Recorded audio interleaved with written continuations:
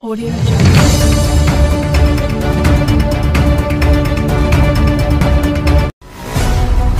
Assalamualaikum warahmatullahi wabarakatuh. Waalaikumsalam warahmatullahi wabarakatuh. Saya mau kasih materi yang klasik tetapi dikaitkan dengan kontemporer, yaitu zikir. Zikir itu mengingat Allah, memikirkan Allah, menghayati Allah, menghadirkan Allah. Itu zikir. Ada 3 macam.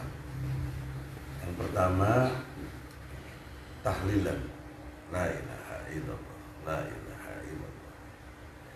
Yang kedua, syahadat, salawat, Allahumma sholli ala sayyidina Muhammad wa ala alihi sayyidina Muhammad. Nah, yang ketiganya istighfar. Bisa dibalik juga, istighfar dulu boleh, salawat baru tahlil. Nah, ini umat Islam pada umumnya langsung mengacunya cari dalilnya hadis. Nah, kalau saya fokus ke Quran, misalnya istighfar dulu gitu mulai. Itu surat 11 ayat 52. Ya, coba dibaca surat 11 surat Hud ayatnya 52. Untuk supaya kita bisa bertindak itu dengan dalil, dasarnya dalil, jangan ikut-ikutan, tidak boleh. Ya, saya dengar dari Ustadz Dewa Putu tadi, oh sini salafi keras segala macamnya dan lain sebagainya, yang buat kita itu jangan dipersoalkan, tetapi kita harus mengacu kepada dalil. Apa dalilnya? Kalian bersalawat apa? Kalian sekarang istighfar. Coba kita belum baca surat 11 ayat 52, surat Hud. Dan Hud berkata, "Wahai kaumku, mohonlah ampunan kepada Tuhanmu, lalu bertobatlah kepadanya.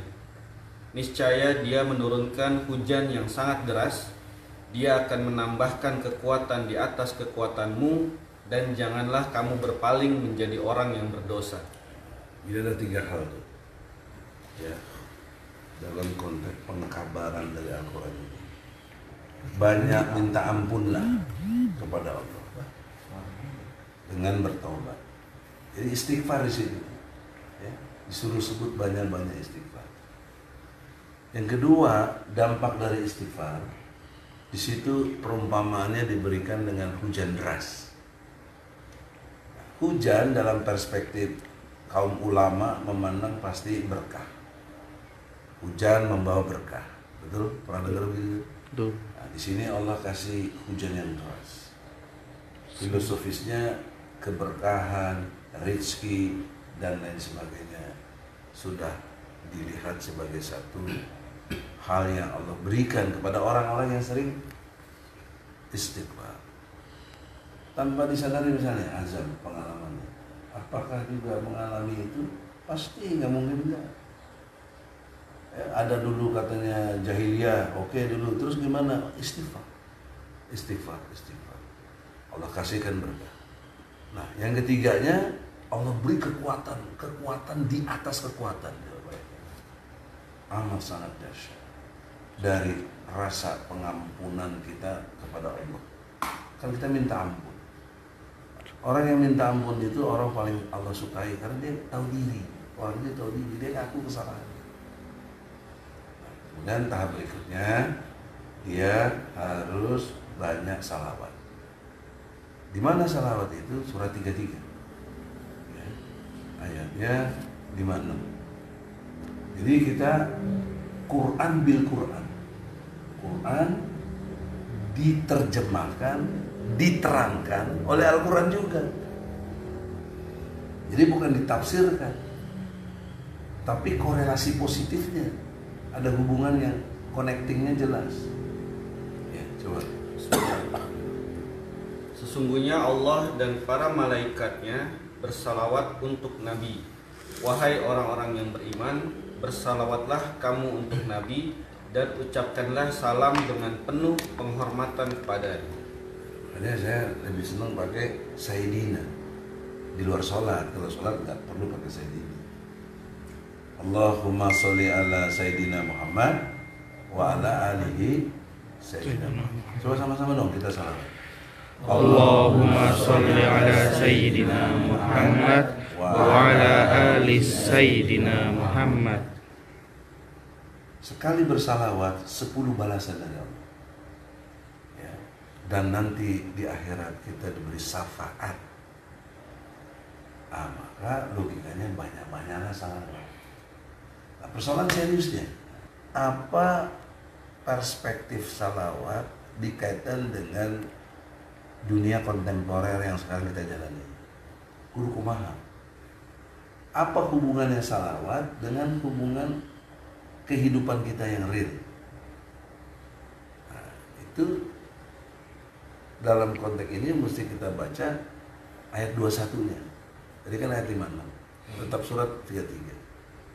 Jadi salawat dalam perspektif kehidupan harus mengacu menjadikan Muhammad sebagai uswah, Muhammad sebagai contoh teladan. Coba. Bismillahirrahmanirrahim. Sungguh telah ada pada diri Rasulullah itu suri tauladan yang baik bagimu, yaitu bagi orang yang mengharap rahmat Allah dan kedatangan hari kiamat dan yang banyak mengingat Allah. Sput. Coba sebut. Sput. S-nya sifat, P-nya pikiran, U-nya ucapan, T-nya tindakan. Sput. S-nya sifat, P-nya Pikiran. U-nya Ucapan. T-nya Tindakan. Sput dari Rasul itulah yang harus dijadikan usul. Anda bayangkan logika salawat kita dalam terjemahannya melakukan sput dari Rasul yang kita jadikan uswah. Coba kalau tiap-tiap individu kita ini sputnya itu sifatnya, Rasul itu gimana sifatnya, luar biasa kasih sayangnya. Tapi satu generasi Rasulullah itu yang dibina oleh Rasul di Darul Arqam, Rasul mengajarkan as-sida walal kufar ruhamahu bainahum. Itu semua mencakup tuh, sputnya masuk semua. Ya, bersikap keraslah kamu kepada orang kafir, tapi berkasih sayang kepada sesama muslim. Bahkan kalau secara terjemahannya ada 5 hal penting. Nah, itu disampaikan dalam surat Al-Maidah ayatnya 54. Kebalikan dari ini murtad. Nah, nanti Anda lihat fenomena-fenomena yang ada. Apa pakai sorban gede-gede ban Vespa tapi kelakuannya murtad. Ya? Kayaknya tahu tuh. Kayaknya tahu. Saya tahu. Itu bukan kata saya, kita lihat indikasinya. Surat 5 ayat 54. Indikasi orang-orang. Jadi tolong Mas Azhar juga. Jadi jangan nanti terjebak kepada sudah mapan luar biasa Allah kaya.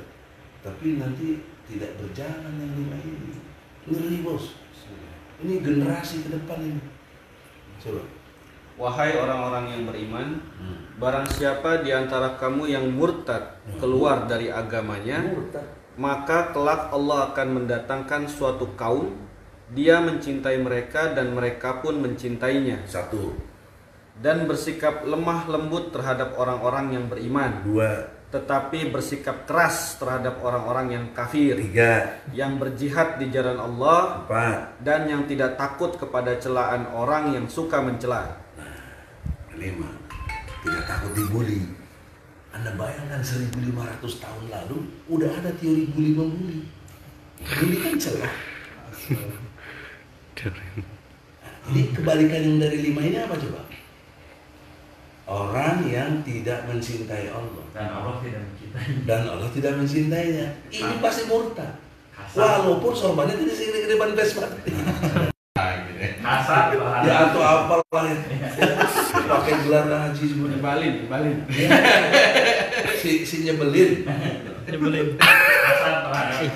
Kedua, berkasih sayang kepada sama muslim. Kebalikannya Kasar terhadap. kasar, keras, luar biasa bencinya kepada sama muslim. Tetapi yang ketiga, lembut terhadap orang kafir. Janda. Justru berkasih sayang dengan yang kafir. Kemudian tidak berjihad. Dan kemudian takut dicela. Inilah generasi takwa ke depan yang Allah siapkan. Kalau kamu nggak begini, kamu lewat secara generasi. Allah ganti. Allah ganti. Murtad. Nah kalian inilah masih anak-anak muda ini. Ya, coba kalian center juga dong ini. Ini. Nah, anak muda semua. Ini berumur yang ini. Yang tua Pak ya. Saya manggil Pak. Tapi jangan bilang tua, senior.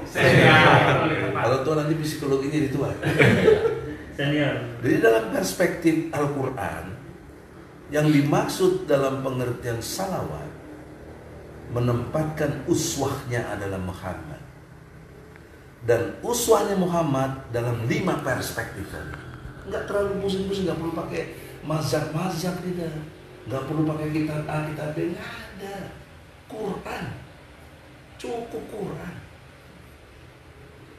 Maka dalam kesempatan ini, kalian ini punya waktu yang banyak. Jangan sekali-sekali setiap hari tidak baca Quran. Kita tenang jiwanya. Karena zikir kepada Allah. Itu zikir kepada Allah. Gak percaya? Surah 13 ayat 28. Bukan kata saya eksperimen dari ayat-ayat yang Allah ajarkan. Antum punya banyak sekarang harta benda lewat minimal seperti ini. Itu bukan membuat Anda tenang, malah bikin pusing dan lain sebagainya. Yang bikin Anda tenang ini 1328. Ya. Yaitu orang-orang yang beriman dan hati mereka menjadi tentram dengan mengingat Allah. Ingatlah, hanya dengan mengingat Allah hati menjadi tentram. Ingat Allah. Nggak mungkin nggak tentram. Tapi kekeliruan generasi apa? Mau tentram dia pakai narkoba. Ya lebih kagak tentram dong mestinya kan, logikanya begitu. Quran mengajarkannya efektif, efisien, dan tidak keluar biaya apapun. Zikir amat keluar biaya. Kesadaran tapi hasilnya dasar ya, dalam kehidupan ini. Jadi singkat cerita, salawat kalian harus bandingkan dengan faktanya. Apa Anda bisa disebut salawat ketika Anda kebalikan dari yang 5 tadi? Walaupun KTP-nya Islam, tapi nggak berjihad. Ngomong-ngomong pada pengen masuk surga nggak? Mau. Yang benar. Benar. Coba semangat mau masuk surga nggak? Mau. Semangat. Buka surat 3 ayat 142. Angis. Ya. Jadi jangan lu pikir lu masuk surga, paling lu pitak lu. Bahasa kasar. Angis Ali Imran. Ali Imran ya? Itu lihat itu. 100 Ali Imran 142. Apakah kamu mengira bahwa kamu akan masuk surga? Nah, Padahal belum nyata bagi Allah orang-orang yang berjihad di antara kamu, dan belum nyata orang-orang yang sabar. 146 ya. Jadi kita sekarang sering keliru memahami sabar, cicing we. Hardolin, dahar, modal ulin. Kalau emosi sedikit dibilang nggak sabar. Padahal emosi dalam apa? Coba. Dan betapa banyak nabi yang berperang didampingi sejumlah besar dari pengikutnya yang bertakwa. Mereka tidak menjadi lemah karena bencana yang menimpa di jalan Allah. Satu, tidak lemah. Patah semangat dan Tiga, tidak pula kedua, menyerah kepada tiga, musuh. tidak menyerah. Dan Allah mencintai orang-orang yang sabar. Ulangi, yang sabar apa tadi? Yang bertakwa. Tidak lemah. Tidak Lama. Kedua, tidak patah semangat. tidak patah semangat atau tidak lesu. Yang ketiga, Tidak menyerah. tidak menyerah kepada apapun. Nah, itu introspeksi diri kita semua. Ya. Sehingga orang sering lihat, wah, kayak gini keras kepala, nggak bakal bisa ditundukkan. Bukan, saya pakai konsep sabar, konsisten, teguh pendirian. Jadi kalau kalian betul mau masuk surga, an hasibtum an tadkhulul jannah. Apa kau kira kau masuk surga? Jihad dan sabar. Ini dua fenomena yang kuat, jihad dan sabar. Artinya apa? Kita tidak diajarkan anarkis. Kita tidak diajarkan untuk teroris. Kita tidak diajarkan radikalisme yang mereka anggap nggak benar itu. Kita proporsional. Saatnya berjihad, samina. Bagaimana cara jihadnya? Kembali yang kelima tadi. Ya. Jihad kecil-kecilannya. Bedakan misalnya muka ente cemberut, muka ente senyum. Kalau ketemu teman, enak mana? Senyum. Senyum. Dan orang yang terima senang. Kalau yang ada cemburut, itu aja udah gagal kita treatment diri kita. Baru urusan begitu juga. Cepat tersinggung dalam konteks kesabaran untuk individu. Ya. Harusnya kita sabar dalam banyak hal. Bahkan kalau ada orang salah, ya maafkan. Maafkan. Kita suka lupa ya. Coba surat 3 ayat 1-3. Ini yang diinginin oleh Allah tuh ini. Ini yang pasti the best. Tapi susah. Saya orangnya juga temperamental, nggak suka. Saya pulang. Tapi Allah ngajarinnya begini Dewa, gimana coba? Yaitu orang-orang yang berinfak baik di waktu lapang maupun sempit, dan orang-orang yang menahan amarahnya dan memaafkan kesalahan orang lain, dan Allah mencintai orang-orang yang berbuat kebaikan. Susah menahan amarah, susah memaafkan orang. Tapi inilah bagian dari kesabaran. Nah, poin pentingnya apa lagi? Saya mau nanya tadi di ayat yang Ali Imran itu Nabi perang apa cicing baik? Perang. Perang. Jadi kalau ente ngikut pengikut Nabi nggak pernah perang bisa disebut pengikut kan? Enggak. Ya enggak. Nah ini nggak jalan di pesantren-pesantren. Mana coba? Kalau ada, ini serius nih. Ini kalian nih, tolong sadar baik-baik. 7 kali ganti presiden. 75 tahun kita merdeka. Tapi hingga hari ini hukum Islam tidak tegak. Allah. Generasi apa kita? Salawatnya apa kita? Sputnya apa tadi? Coba ulang nggak? Ngerti nggak? Sput apa tadi? Sifat, pikiran, ucapan, tindakan. Mengikuti Rasulullah. Rasul tadi perang apa tidak? Perang. Nah, kenapa kalian cicing wae? Udah ngelatihan panah. Akibat tuh. Udah. Tinggal kudanya. Kudanya juga udah. Dan berenang, mereka ada kolam sini. Ada kolam. Bikin kolam renang buat latihan. Itu sunnah Nabi. Nah, minta sama Mas Ajeng. Sebentar demi Allah demi Rasul. Baca surat 47 ayat 7. Ini pegang terus. Dari sejak mahasiswa dulu saya tahu ini. Ya berarti kurang lebih 40 tahun lalu. Saya amalkan terus ini. Ayat 7. Hai orang-orang yang beriman, jika kamu menolong agama Allah, niscaya Dia akan menolongmu dan meneguhkan kedudukanmu. Ya ayyuhalladzina amanu in tansurkum yansurkum wa yuthabbit aqdamakum. Ini kiai kita Pak Ali Mansur lebih bisa lebih menjelaskan. Tapi struktur berpikir ayat ini harus jelas, sistematis. Kalau ini teori saya Osjudin, yang bukunya yang cetak Bude Pak Ali itu. Sayang saya nggak mau nanti dikirim. Ya. Nah, jadi poin pentingnya dalam konteks zikir dan fokus kepada salawat Anda wujudkan dalam bentuk uswah, yaitu spot dari Nabi Muhammad untuk mewujudkan 5 kategori tadi.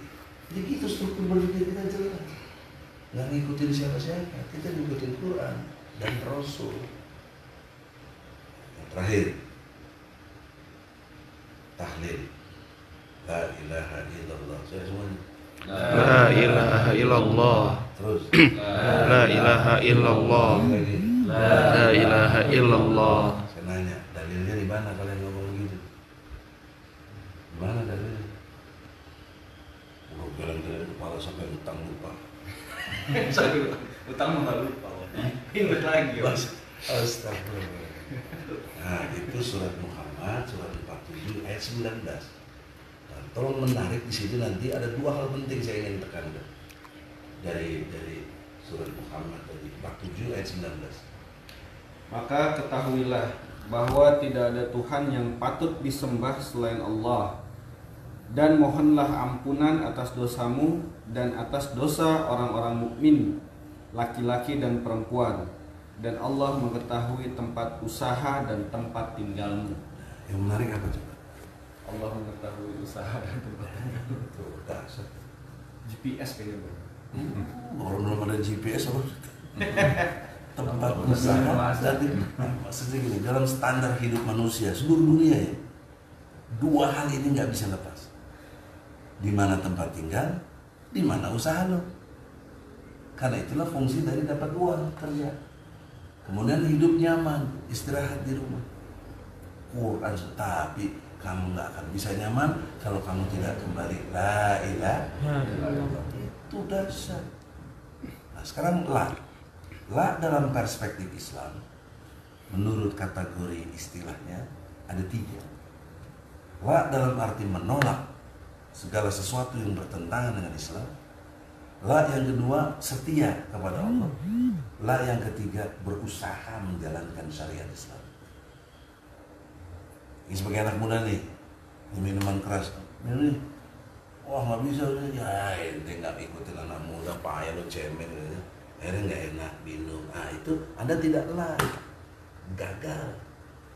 Tapi kalau betul-betul la ilaha illallah ditawari enggak, malah kalau perlu kita nasihatin orang itu. Kemudian la dalam arti setia kepada Allah. Misalnya Anda nih, Anda kerja di sini, ada stok sepatu banyak begini, malam-malam dia nggak lihat, nggak dengar, Anda bisa ambil beberapa aja yang nggak mungkin itu. Anda termasuk tidak setia kepada ajaran Islam. Di mana tidak setianya? Allah Maha Melihat, Allah Maha Mendengar, Allah Maha Mengetahui.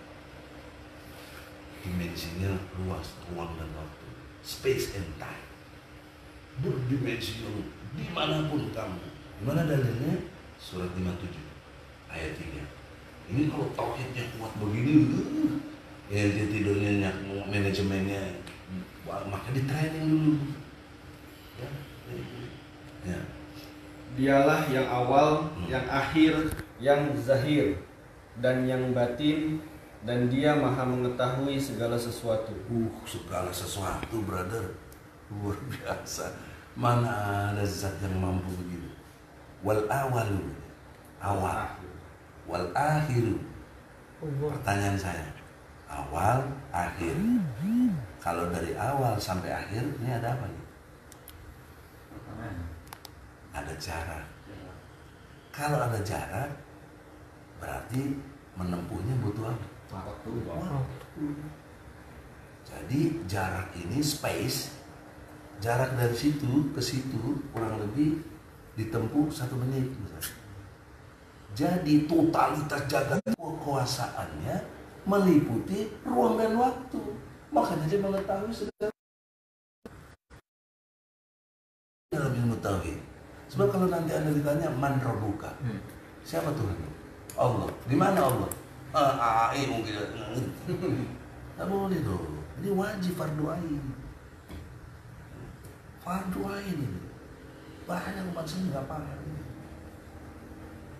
Kalau kita udah ngerti space and time, bahwa Allah menguasai ruang dan waktu. Benar. Kemudian kita selalu dengungkan la ilaha illallah, la ilaha illallah. Ya. Maka dimanapun kamu berada, itu bisa jadi rumah kamu. Dan banyak hal usaha bisa kamu kerjakan atas petunjuk Allah. Kalau udah begini, ending hidup kita enak. Karena kita udah ikhtiar, udah maksimal, udah siap di mahal tadi itu. Ya. Untuk pertama jangan lupa, supaya jangan lupa, pertama mencintai Allah. Kedua, kasih sayang sama muslim. Ketiga, sama orang kafir. Keempat, berjihad. Kelima, tidak takut dibully, takut dicela, takut di fitnah dihina. I don't care what the people say about me, because Islam is my way. Islam is my way. Maka wujud doanya dengan bentuk wirid-wiridnya Robi tubilahi robba wabil islami dina wabil Muhammad Rasulullah sallallahu alaihi wasallam wa nabiyya. Anda bayangkan kalau setiap pagi petang ini kita sebut, nggak mungkin jadi seperti sorban ban pesta itu. Nggak mungkin. Itu pasti murtad. Tidak bermaksud apa ya? Supaya kita ini bangga sebagai orang Islam. Ijhadu bi anna muslim. Bangga. Kita banyak yang nggak bangga. Nyumput cek senama takut dan lain sebagainya. Nah, karena itu menutup supaya kalian tidak terjebak kepada Islam A, Islam B, Islam Hakeko, Islam ini, Islam itu ya. Anda baca aja surat Al-Baqarah 177. Itulah Islam yang benar. Bukan yang lain. Jadi nggak debatable hadis, Quran gitu. Quran wabil Quran. Kalau masih ada Quran, waktu wabil hadis. Tapi kalau masih cukup, ngapain lagi pakai hadis? Bukan kita tidak perlu hadis ya, salah jangan gitu. Ini panjang aja, tapi menjelaskan identifikasi seorang Islam. Kebajikan itu bukanlah menghadapkan wajahmu ke arah timur dan ke barat, tetapi kebajikan itu ialah kebajikan orang yang beriman kepada Allah, beriman kepada hari akhir, malaikat-malaikat, kitab-kitab, dan nabi-nabi, dan memberikan harta yang dicintainya kepada kerabat, anak yatim, orang miskin, orang yang dalam perjalanan, musafir, peminta-minta, dan untuk memerdekakan hamba sahaya, yang melaksanakan sholat, 12, dan menunaikan zakat, 13, orang-orang yang menepati janji apabila 14, berjanji, dan orang-orang yang sabar dalam kemelaratan, 15, penderitaan, 17, dan pada masa peperangan, 18. Mereka itulah orang-orang yang benar, dan mereka itulah orang-orang yang bertakwa. Itu yang benar itu. Nggak usah nyari-nyari lagi aliran B, ikut ini, ikut Quran aja udah jelas itu. La Gorbia, tidak barat, tidak timur. Ini ideologi besar nih. Tidak komunis, tidak sosialis, liberalis, kapitalis. Kita Islam. Apa Islam itu? Itu nih. Kurang lebih ada 18-19 poin. Jadi kesimpulannya, saudara-saudara, iman dan takwa hanya kepada Allah. Allah lah yang pantas diibadahi. Tidak boleh ada yang tidak diibadahi kecuali kepada Allah. Yang lain-lain itu sebagai suplemen saja. Karena ending hidup kita pasti meninggal. Nah, Allah sudah kasih tahu surat 18 ayat 110. Ini ending kehidupan kita. 18 ayat 110. Karena ujung dari kehidupan kita kan kematian.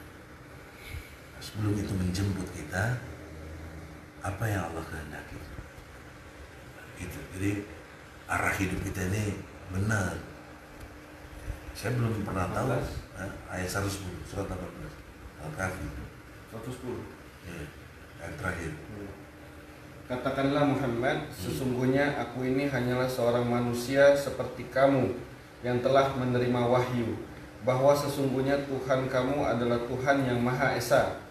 Maka barang siapa yang mengharap pertemuan dengan Tuhannya, maka hendaklah dia mengerjakan kebajikan dan janganlah dia menyekutukan dengan sesuatu pun dalam beribadah kepada Tuhannya. Jadi kalau kamu mau jumpa dengan Allah, itu aja itu.